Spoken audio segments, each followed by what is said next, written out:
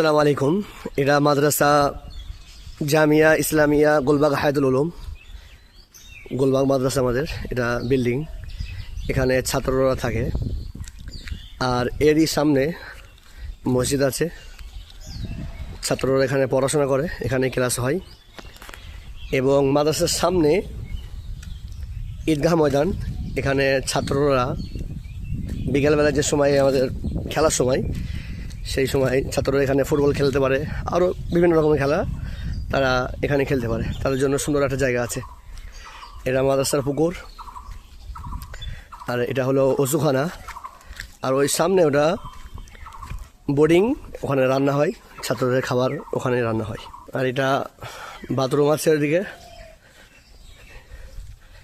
সুন্দর জায়গা মাদ্রাসা, অনেকটা বড় জায়গা মাদ্রাসা।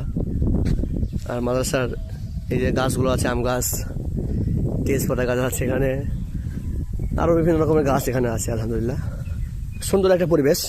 আলহামদুলিল্লাহ, আপনারা চাইলেই আপনাদের সন্তানকে এখানে আপনারা দিতে পারেন পড়ার জন্য। আলহামদুলিল্লাহ, মাদ্রাসা রমজানের পরে ফের খোলা হবে ইনশাআল্লাহ তাআলা।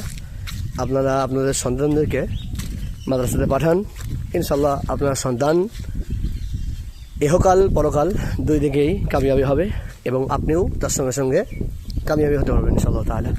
এই জন্য আমরা আমাদের সন্তানগুলোকে স্কুলে যেভাবে পড়াবো সেভাবে আমরা মাদ্রাসাতেও পড়াবো ইনশাআল্লাহ তাআলা। আসসালামু আলাইকুম রহমতুল্লাহি তাআলা ওয়া বারাকাতুহু।